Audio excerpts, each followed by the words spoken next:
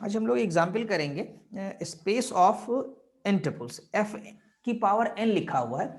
इसका मतलब है कि जो vector space v over f जो कल के लेक्चर में आपको पढ़ाया था उसमें ये एफ एन कर दिया गया है। इसका मतलब है कि n डायमेंशनल यानी n टपल्स लिए जाएंगे। टपल्स क्या होते हैं, जैसे कि आपने 3D में पढ़ा होगा, पहले तो 2D पढ़ी थी आपने। 2D में दो कोऑर्डिनेट होते हैं, कौन से? एक्स वाई होते हैं 2D में, और 3D में क्या हो जाएगा आपके पास? एक्स भी है, वाई भी है, जेड भी है। तो इसी तरीके से हम लोग एन ले रहे हैं यहाँ पर। कितने लेंगे? एन टपल्स लेंगे। तो ये टपल्स कहलाते हैं आपके, जो ये एक्स वाई है या एक्स वाई जेड जो लेंगे ऑर्डर्ड में आप लेंगे उसको। तो देखिए the vector space of all ordered N tuples over a field. और क्या कहते हैं यहाँ? Show that the set of all ordered N tuples. और आप कहेंगे ऑर्डर्ड क्या होता है? ऑर्डर मतलब एक क्रम में रखना। जैसे एक्स वाई जेड लिखा जाता है तो एक्स अपनी जगह रहेगा, फर्स्ट बताएगा, वाई अपनी जगह और जेड अपनी जगह। उनको बदल नहीं सकते कि वाई एक्स जेड लिख दिया आपने। तो ये ऑर्डर फिक्स कर दिया जाता है। फॉर्म ए वेक्टर स्पेस ओवर एफ। आपको शो करना है कि ये जो एन टपल्स का एक ऑर्डर्ड वाला सेट ले रहे हैं आप वेक्टर्स का, वो वेक्टर स्पेस बनाएगा। उनके एलिमेंट्स को हम लोग वेक्टर कॉल करेंगे। ठीक, अब लेंगे कैसे?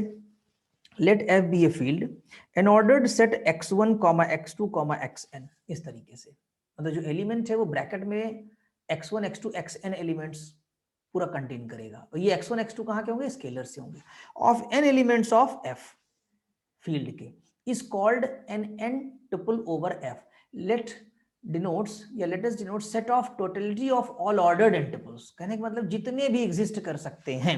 यहाँ पर एफ एन लिखा, वी लिखा, अल्फा, और अल्फा को बताया x1, x2, x3 dot dot xn। Actually मैं यहाँ पर फिर से लिख दूं आपके लिए कि v इज इक्वल टू, यहाँ एलिमेंट्स हैं अल्फा, बीटा, गामा, इस तरीके से इनफाइनाइट एलिमेंट्स हैं। ठीक, इसी में आगे चलकर आपको एक जीरो वेक्टर भी मिलेगा।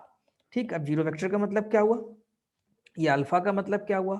अल्फा ये देखिए यहाँ ऊपर लिखा हुआ, यहाँ देख लीजिए x1, x2 dot dot xn। Beta जैसे y1, y2, yn। जैसे गामा लेना है आपको तो z1, z2, z। इस तरह जितने एलिमेंट चाहे आप इसमें ले सकते हैं। तो how many elements in v? कितने एलिमेंट होंगे? इनफाइनाइट एलिमेंट्स होंगे। अल्फा, बीटा, गामा कम पड़ जाएंगे तो हम लोग अल्फा 1, अल्फा 2 भी कर देंगे। यहाँ अल्फा 1, अल्फा 2 इस तरीके से कर देंगे। अल्फा m ले लिया, अल्फा i ले लिया, बीटा 1, बीटा 2, बीटा j कर लिया। तो जितने भी आप चाहे इनफाइनाइट इस तरह के सिंबॉलिक भी ले सकते हैं। और यहाँ सिंबल में ही लेना है, कोई पर्टिकुलर डिजिटल वैल्यू नहीं लेनी है आपको। ठीक, एक जनरल वे में चल रहे हैं। और ये x1, x2 जो लिखे हुए हैं या y1, y2 जो लिखा हुआ है, z1, z2, zn लिखा हुआ है, ये एलिमेंट्स हैं। कहाँ के हैं ये फील्ड के हैं। देखिए यहाँ पर xi बिलोंग्स टू f लिखा है, i equal to 1 to n general form में। इसी तरह yi कहाँ बिलोंग करेगा? अगर yi देखा जाए तो वो भी फील्ड का एलिमेंट्स है, zi देखा जाए तो वो भी फील्ड का एलिमेंट है। फील्ड स्ट्रक्चर तो आपने पढ़ ही रखा है। ठीक, फील्ड स्ट्रक्चर में क्या होता है? f comma plus comma dot, इस तरह से। और f के एलिमेंट्स हम कल भी बता चुके हैं आपको कि ए बी सी या dot dot X Y Z से डिनोट करते हैं हम लोग। ठीक है, ये हमारे स्केलर्स कहलाते हैं, फील्ड के एलिमेंट्स कहलाते हैं। अब हमें करना क्या है कि v जो हमारा दिया हुआ है इस पर हम दो ऑपरेशंस, यानी कि वही v plus v comma plus comma dot. तो ये जो प्लस लेंगे इसे कहेंगे वेक्टर एडिशन, और ये जो डॉट लेंगे इसे स्केलर मल्टीप्लिकेशन या एक्सटर्नल कंपोजिशन कहेंगे आपका। ठीक, अब वेक्टर एडिशन ले करके v को हम एबेली ग्रुप दिखाएंगे। यानी पहला वर्क जो हम करेंगे v कॉमा प्लस, ये देख रहे हैं आप, इसको हम एबेली ग्रुप दिखाएंगे। ठीक है, एबेली ग्रुप यानी closure, associativity, commutativity, identity and inverse, 5 axioms को क्वालिफाई करेंगे। तो देखिए पहला वेक्टर एडिशन ले रहे हैं हम लोग। ठीक है, अब देखिए अगर हम दो वेक्टर्स को ऐड करें, इसीलिए इसको वेक्टर स्पेस भी कहते हैं कि ये वेक्टर्स का जो एडिशन होगा वो उसी तरीके से होगा जो नॉर्मल आप 3 डायमेंशनल वेक्टर्स पढ़ते हैं, फिजिक्स में पढ़ें या मैथमेटिक्स में पढ़ें। आई का कोफिशिएंट ऐड करते हैं, जे का करते हैं और के का करते हैं, एडिशन ऑफ वेक्टर्स याद करिए। तो उसी तरह से यहाँ भी x1, x2 और xn तक, y1, y2, yn तक ये जो दिया हुआ है आपको ट्रिपल्स, तो जब इन्हें ऐड करेंगे तो ये फर्स्ट ट्रिपल फर्स्ट से ऐड होगा, सेकंड सेकंड से ऐड होगा, थर्ड थर्ड से ऐड होगा। तो ultimately x1 plus y1, x2 plus y2, x3 plus y3 and xn plus yn। अब देखिए है क्या कि ये x1 और y1 कहाँ के एलिमेंट हैं? फील्ड के। तो x1 प्लस y1 को जब आप ऐड कर देंगे तो कोई नया एलिमेंट तैयार हो जाएगा, यानी तो सम करेंगे, जब दो नंबर्स को सम करते हैं, थोड़ी देर नंबर सपोज कर लीजिए, ठीक, एलिमेंट सपोज कर लीजिए, तो जब ऐड करेंगे तो कोई नया एलिमेंट या नया नंबर बन जाएगा, तो उसको हमने सपोज किया है कि ये एज ए Z1 हो जाएगा। तो actually Z1 is nothing sum of x1 plus y1, Z2 is nothing x2 plus y2, field के एलिमेंट्स का समेशन है। और एक बात बड़ी इंपॉर्टेंट बताया, बहुत गौर से देखिएगा, ये जो x1 प्लस y1 लिखा है, तो जो ये प्लस लगा हुआ है ना इसके बीच में, ये फील्ड वाला प्लस है, यानी फील्ड का जो ऑपरेशन एडिशन का यूज करते हैं। और जो अल्फा प्लस बीटा लिखा हुआ है, ये वेक्टर एडिशन है। यहाँ दो प्लस हैं लेकिन दोनों का मीनिंग अलग, यदि एक वेक्टर एडिशन में आएगा और एक स्केलर एडिशन कह सकते हैं, फील्ड का एडिशन। जब फील्ड के एलिमेंट्स को जोड़ेगा तो फील्ड वाला एडिशन हो जाएगा, और ये वेक्टर्स को ऐड कर रहा है, ठीक। तो इस तरीके से हम ये कह सकते हैं कि इसके एलिमेंट्स को after the summation Z1 Z2 n तक ले आएंगे। तो देखा जाए फिर से n टपल्स का एक वेक्टर तैयार हो गया हमारा, क्योंकि ये n एलिमेंट्स को कंटेन कर रहा है, कहाँ के, फील्ड के। तो अल्टीमेटली ये कहाँ बिलोंग करेगा, V में बिलोंग कर जाएगा। यानी Zi is equal to xi plus yi belongs to field, वही बात जो मैंने आपको यहाँ पर बताई थी। तो Zi जो है वो किसके इक्वल हो जाएगा, xi प्लस yi के। तो अल्टीमेटली जो हमने अल्फा प्लस बीटा किया, तो जो नया एलिमेंट मिला वो V में फिर से बिलोंग कर गया। तो हम ये कह सकते हैं कि यहाँ पर क्लोजर एक्सियम होल्ड कर रही है, ये vector addition is closed, right. अब हम स्केलर मल्टीप्लिकेशन एक बार चेक करेंगे। Scalar multiplication composition in V over F for each, यहाँ ध्यान दीजिएगा, ईच C इन F, यानी स्केलर क्वांटिटी जो फील्ड से लेनी है ईच होनी चाहिए, किसी भी वैल्यू के लिए फील्ड का। C इसीलिए जनरल है, अगर मान लीजिए रियल नंबर का फील्ड है आपके पास, रियल नंबर का, तो C की वैल्यू 1 भी हो सकती है, 2 भी हो सकती है, -1 भी हो सकती है, 0 भी हो सकती है, कुछ भी ले सकते हैं हम लोग नंबर में, अगर हमारे पास फील्ड रियल नंबर की है तो यहाँ इसलिए जनरल हमने इसको C से डिनोट कर दिया है। अब क्या कर रहे हैं, हम चेक कर रहे हैं स्केलर होल्ड करेगा नहीं। स्केलर कल हमने आपको बताया था, स्केलर मल्टीप्लिकेशन किसे कहते हैं, एक एलिमेंट f का लेंगे और अल्फा ले लिया हमने x1 x2 से लेकर के xn तक इन V। स्केलर मल्टीप्लिकेशन यानी ये C अल्फा है, ये क्या लिखा है, C alpha, C alpha equal to C times x1 x2 and xn लिख लिया ये। अब इस C को हर टपल से मल्टीप्लाई करेंगे, जैसे वेक्टर में मल्टीप्लाई करते थे, याद करिए। अगर 2 मल्टीप्लाई करें हम लोग, 2 मल्टीप्लाई करें 2i plus 3j plus 4k में, तो क्या होगा, ये 4i हो जाएगा, ये 6j हो जाएगा, ये आपके पास 8k हो जाएगा, सब में मल्टीप्लाई होगा ना। तो इसी तरीके से C सब टपल्स में चला जाएगा, क्या बन जाएगा, Cx1 Cx2 Cx3 and Cxn।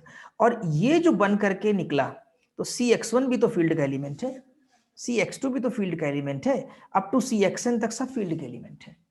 Clear. तो इसका मतलब है ये एक नया वेक्टर बन गया, एक नया एलिमेंट बन गया, कहाँ का बन गया, V का, इसलिए हमने इसको सॉरी अलाउ कर दिया, कहाँ अलाउ कर दिया, V में। इसका मतलब ये इंप्लाई कर रहा है कि C अल्फा बिलोंग करेगा V में, चाहे डॉट लगा दीजिए यहाँ C डॉट अल्फा। तो ये जो डॉट लगा रहे हैं, मल्टीप्लिकेशन लगा रहे हैं आप, ये scalar multiplication composition in V कहलाएगा। अब इनका हम यूज करते चलेंगे आगे, दो कंपोजिशन जो हम लोगों ने भी देखे, एक वेक्टर एडिशन देख लिया और एक स्केलर मल्टीप्लिकेशन। क्लियर। 10 प्रॉपर्टीज आपको पूरी वेरीफाई करनी होगी, उतने एक्सियम्स शो करने पड़ेंगे। अब वेक्टर का कम्यूटिविटी की बात करते हैं हम लोग, तो अल्फा प्लस बीटा हमें क्या दिखाना होगा, equal to beta plus alpha, तभी तो कम्यूटिविटी आएगी एडिशन की, कि वेक्टर एडिशन इज कम्यूटेटिव। तो let us start with alpha plus beta. अब देखिए अल्फा की वैल्यू पुट कर दी, बीटा की रख दी, अल्फा प्लस बीटा जोड़ देंगे तो x1 plus y1 x2 plus y2 xn plus y, corresponding tuples add हो जाएंगे।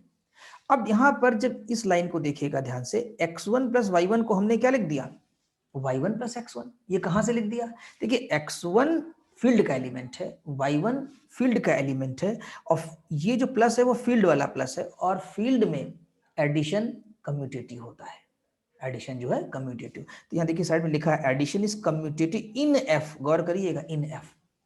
हम लोग प्रूफ किसके लिए कर रहे हैं, in V, we are step going to prove commutativity property in V for the vector addition, but using the commutativity property of addition from F से ले रहे हैं हम लोग। तो addition is commutative in F।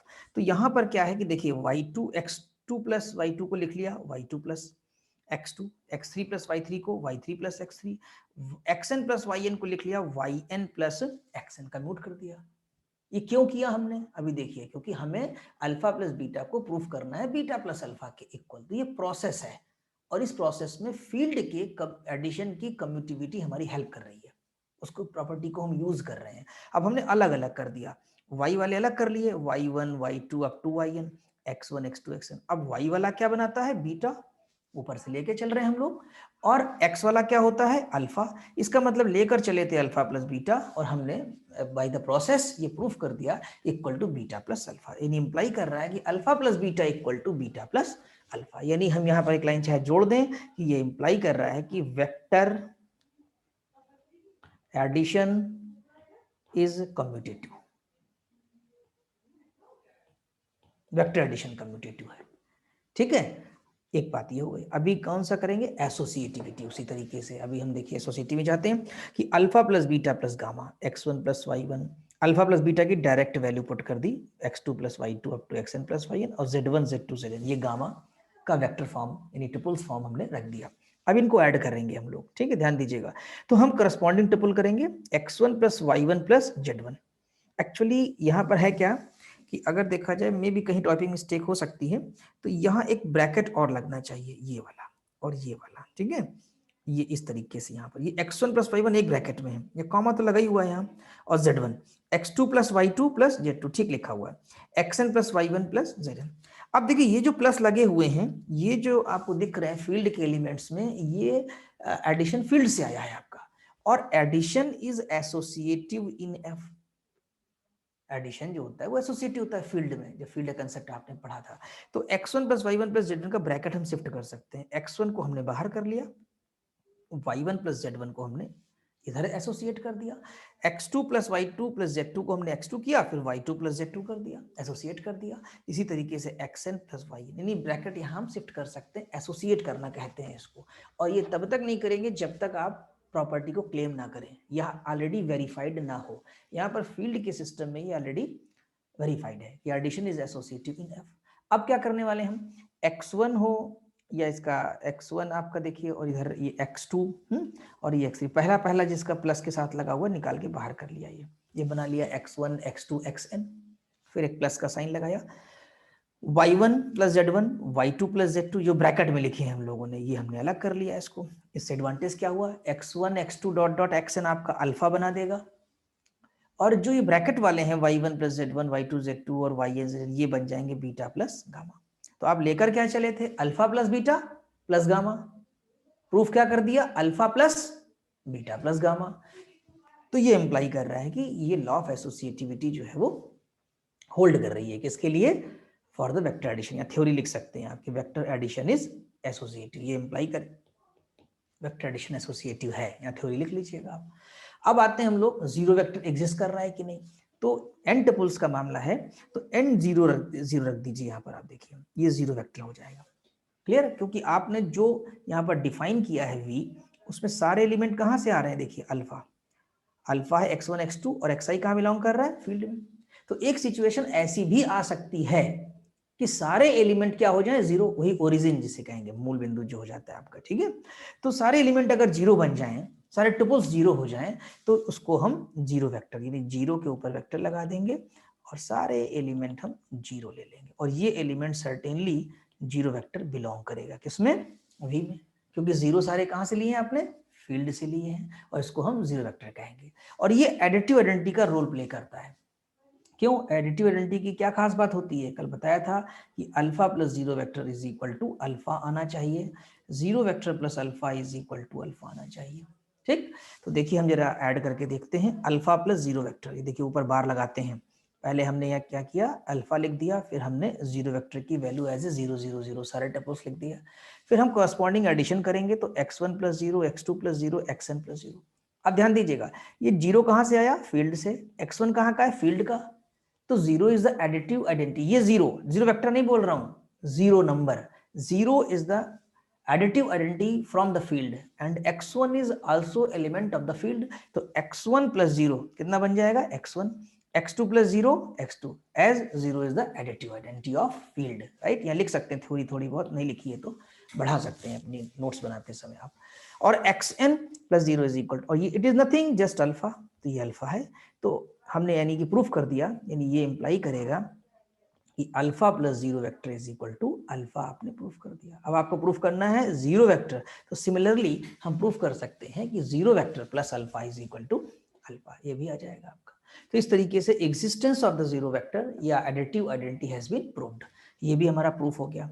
इसके बाद हमें क्या दिखाना होता है, for each alpha additive inverse की बात आती है कि वेक्टर्स का एडिटिव इनवर्स एग्जिस्ट कर रहा है कि नहीं। तो देखिए, अगर आप अल्फा x1 x2 xn लेते हैं तो beta minus x1 minus x2 और माइनस xn, ये डॉट डॉट होना चाहिए यहाँ पर, माइनस xn भी v में बिलोंग करेगा। देखिए इसका कारण क्या है कि v जो सेट है आपका बहुत सारे एलिमेंट्स का है, अल्फा बीटा गामा, और हर एलिमेंट के अंदर n टुपल्स हैं, तो पॉजिटिव वाले भी हो सकते हैं और निगेटिव वाले भी हो सकते हैं, क्योंकि फील्ड है और फील्ड के पास नंबर्स की कमी नहीं है। ठीक, तो अगर मान लीजिए आप एग्जांपल दे रहा हूं कि 1 2 डॉट डॉट 5 एलिमेंट है, तो क्या एक एलिमेंट, उसका नाम दे दीजिए, नोटेशन दे दीजिए बीटा, -1 -2 -5 भी एग्जिस्ट करेगा वी में? अगर ये वी में है तो हाँ करेगा, हम करा सकते हैं इसको, क्योंकि इट इज ट्रू।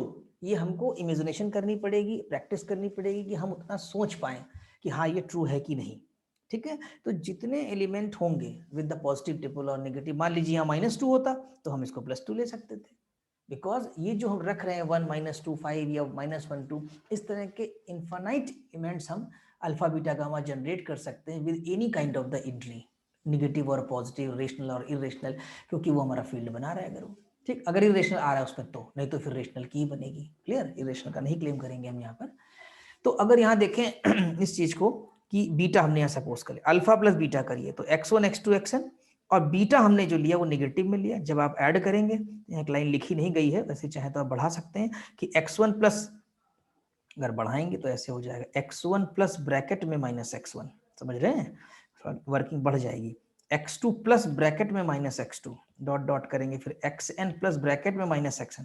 अब x1 माइनस x1 मिलकर के बना देंगे 0, सब 0 हो जाएगा, and that is called as a zero vector, because each entry is 0 0 0, तो जीरो वेक्टर है, यानी कि beta plus alpha equal to zero vector आ गया आपका।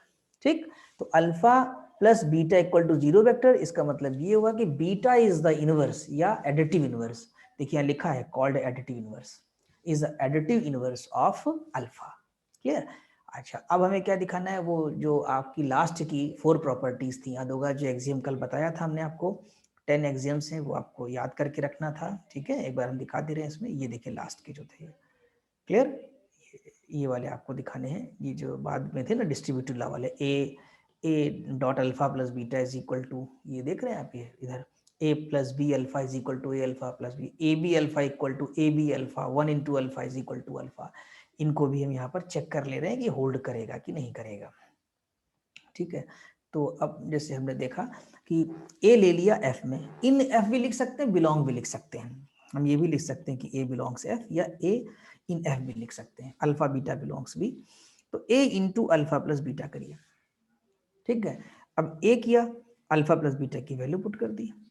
अब a को हमने इस पे क्या किया, अंदर मल्टीप्लाई किया, हर टुपल के साथ मल्टीप्लाई करेंगे, एक ब्रैकेट और लगा लीजिए। ठीक है, हर टपल के साथ मल्टीप्लाई करेंगे, तो a multiplied x1 y1, a ने मल्टीप्लाई हुआ x2 प्लस y2 से, a मल्टीप्लाई होगा xn प्लस yn से।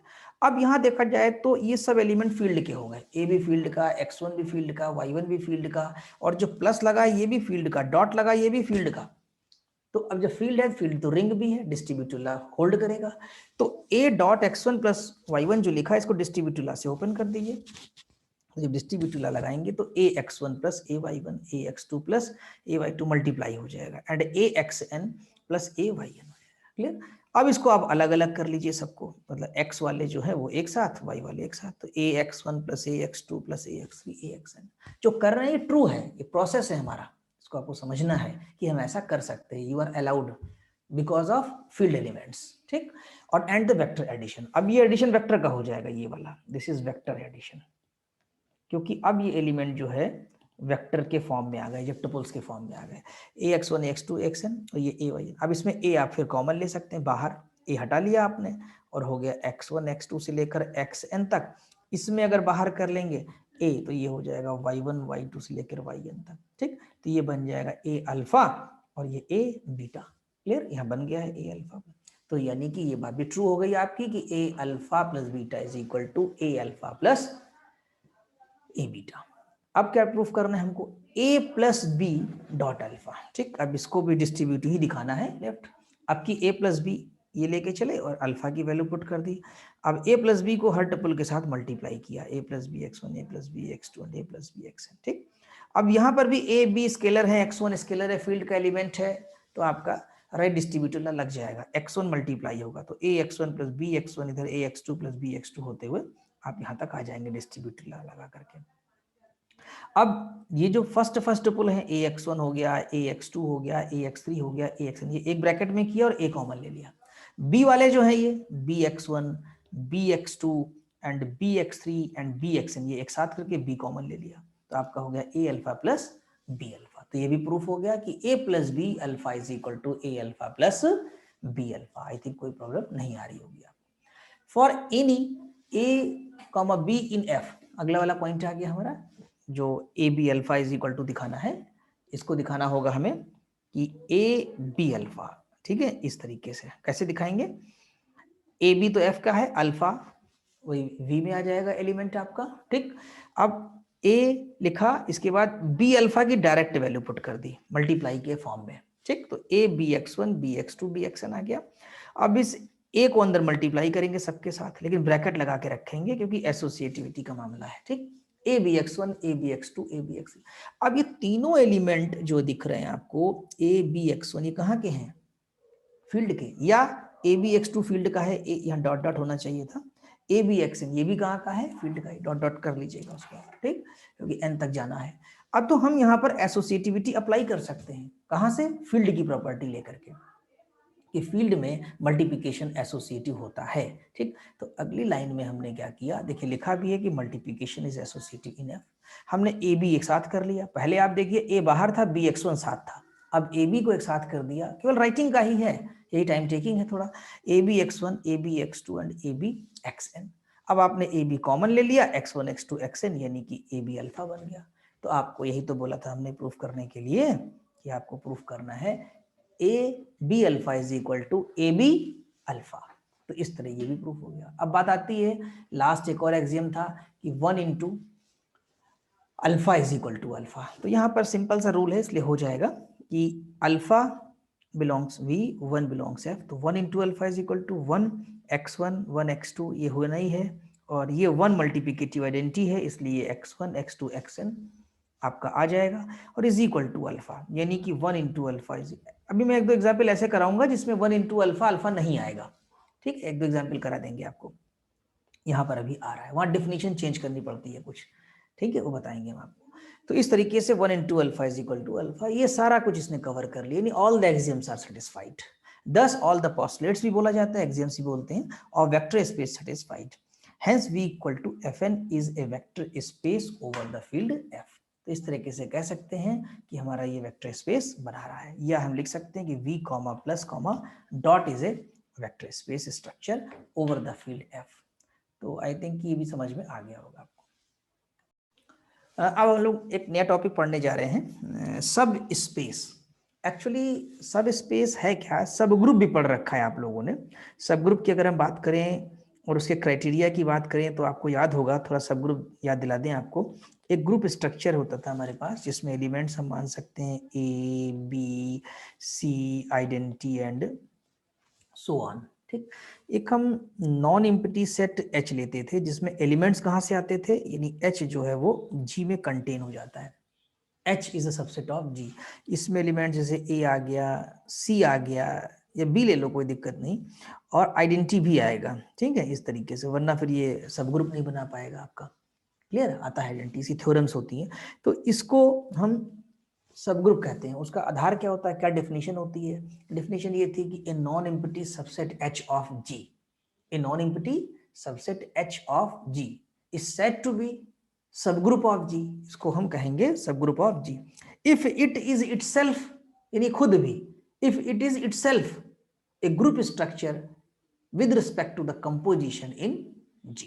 यानी अगर ये ग्रुप है G कॉमा एस्ट्रिक, ठीक, तो H कॉमा एस्ट्रिक भी क्या होना चाहिए, ग्रुप होना चाहिए। दोनों ही ग्रुप हैं, जी भी ग्रुप है और एच भी ग्रुप है। लेकिन इसको सब ग्रुप क्यों कहते हैं? सब ग्रुप इसलिए कहते हैं क्योंकि एच में एलिमेंट्स जी से आए हैं। अब ये कम भी हो सकते हैं, बराबर भी हो सकते हैं। समटाइम्स ऐसा भी होता है कि H जो है G के बराबर हो जाता है, या कभी कभी H में केवल एक ही एलिमेंट होता है, that is identity, identity must है। ठीक है, तो ये हमारे जो है ट्रिवियल कहलाते हैं, या इम्प्रॉपर सब ग्रुप्स कहलाते हैं, इम्प्रॉपर सब ग्रुप्स या ट्रिवियल कहलाते हैं। ठीक, और इनके अलावा जो होते हैं नॉन ट्रिवियल कहलाएंगे या प्रॉपर कहलाते हैं। तो उसी तरीके से वेक्टर स्पेस में भी होता है कि वेक्टर स्पेस आपके पास V है, इसमें alpha beta gamma so many elements are there, right. और एक W हम लोग बना लेते हैं सेट। ठीक, और एलिमेंट्स कहाँ से लेते हैं? सेट कहिए या V का सबसेट कह दीजिए आप इसको, alpha beta and so on. फिर अल्टीमेटली इसमें जीरो वेक्टर लेना ही पड़ता है, आगे थ्योरम से क्लियर हो जाएगा आपको। ठीक, तो ये जो W है, इसके जो एलिमेंट्स हैं वो सब कहाँ बिलोंग कर रहे हैं? V में बिलोंग कर रहे हैं। ठीक, तो वही डेफिनेशन यहाँ भी लागू हो जाती है कि अगर हमारा ये V comma plus comma dot एक ग्रुप स्ट्रक्चर वेक्टर स्पेस है, तो W comma plus comma dot भी एक वेक्टर स्पेस स्ट्रक्चर होना चाहिए। लेकिन इसको कहेंगे सब स्पेस, है वेक्टर स्पेस या वेक्टर सब स्पेस भी कह सकते हैं। तो इसकी डिफिनीशन पहले बता देते हैं, और दो तरह के होते हैं वो बता देते हैं आपको। फिर एक थ्योरम आती है, जैसे कि इसमें भी एक थ्योरम आती थी, अगर आपको प्रीवियस नॉलेज हो किसी को, कि इसमें ये था कि for every A comma B belongs to H implies A B inverse belongs to H। ये एक थ्योरम थी कि a necessary and sufficient condition, a necessary and sufficient condition for a non-empty subset H to be the subgroup of G is that for every AB belonging to H implies AB inverse belonging to H। Criteria का मतलब क्या होता है? Criteria का मतलब ये है कि जैसे H को आपको सब ग्रुप प्रूफ करना है, तो फिर सब ग्रुप प्रूफ करने के लिए आपको ग्रुप्स की चारों प्रॉपर्टी प्रूफ करनी है, एक्सियम्स को क्वालिफाई करना पड़ेगा। तो अब हम H में चारों की चारों एक्सियम्स को क्वालिफाई कराएं ग्रुप प्रूफ करने के लिए, उससे बढ़िया है कि कोई एक ऐसा शॉर्टकट ढूंढ लिया जाए, जिसे कहते हैं मोटी मोटी भाषा में शॉर्टकट, उसी को क्राइटेरिया कहते हैं। कि अब आपको सिर्फ एक ही चीज प्रूफ करनी है कि A B inverse belongs to H. A B inverse belongs to H अगर आपने प्रूफ कर दिया, इसका मतलब आपने प्रूफ कर दिया कि ये सब ग्रुप है। तो ये सिंगल में हो जाएगा, एक ही स्टॉक में हो जाएगा, वरना हमें चार एग्जाम्स क्वालिफाई कराने पड़ेंगे। हाँ, ये बात जरूर है कि A B inverse belonging to H वाली जो थ्योरम है, इसमें उन 4 एग्जाम्स को पहले आपको वेरीफाई करना पड़ेगा कि ये A B inverse belonging to H उन ग्रुप्स के चारों एक्सियम्स को क्वालिफाई कर रहा है कि नहीं। वो थ्योरम्स के प्रूफ में आ जाता है, वहां हम लोग प्रूफ कर देते हैं कि हाँ होल्ड कर रहा है। जब होल्ड करेगा तो फिर a B inverse belonging to h ही केवल लेना पड़ेगा। ये तो ग्रुप वाली बात थी। ग्रुप की जिक्र इसलिए किया क्योंकि अभी जो आप सब स्पेस पढ़ने जा रहे हैं उसमें सिमिलर है कंसेप्ट। ठीक, तो देखिए, let W be a non empty subset of vector space V if W is itself a vector space। ये बात कही ना इन्होंने, W is itself a vector space over the field F। यह ध्यान रखना है कि दोनों का फील्ड सेम हो, और सेम होगा ही क्यों? क्योंकि एलिमेंट्स तो हम W में जो एलिमेंट्स हम लाएंगे वो कहां से लाएंगे? हम तो V से ही लाएंगे ना। ठीक, over field F under the operations vector addition and scalar multiplication defined in V। अब W में ऑपरेशन भी वही लेना है जो आपका V में लिया हुआ है। ठीक, यानी प्लस और dot, then W is said to be subspace of vector space V। यानी यहाँ एक इंपॉर्टेंट लाइन ये थी कि W is itself a vector space over the field। Clear? और ऑपरेशन भी सेम होना चाहिए, वहीं से लिया जाना चाहिए। ठीक, अब ट्रिवियल एंड नॉन ट्रिवियल क्या होता है? द सेट एक अकेला जीरो वेक्टर, जैसे यहाँ आइडेंटिटी कंटेन कर रहा था, जीरो वेक्टर कंटेन करे तो ये भी सब स्पेस बना देगा, यानी ये वेक्टर स्पेस बना देगा, consisting of just the zero vector and the vector space V itself है सब स्पेस ऑफ V। यानी कहने का मतलब है जो V होता है, W जब V के इक्वल हो जाए तो ये दोनों ही हमारे क्या बन जाएंगे? सब स्पेस रहेंगे। क्लियर? और इनको हम क्या कहेंगे? क्या लिखा है? These two subspaces are called are trivial, यानी इम्प्रॉपर कहलाएंगे। Any other subspace of V if exist, अगर एग्जिस्ट करे, कभी कभी एग्जिस्ट ही नहीं करते हैं सॉरी, इज कॉल्ड, इसे क्या कहेंगे? इज कॉल्ड नॉन ट्रिवियल, यानी प्रॉपर सब स्पेसेस, तभी हमारे कहलाएंगे प्रॉपर सब स्पेस। तो आई थिंक कि आपको ये भी समझ में आ गया होगा। ठीक है, ये डिफिनेशन है, डिफिनेशन आपको याद कर लेना है, समझ लेना है।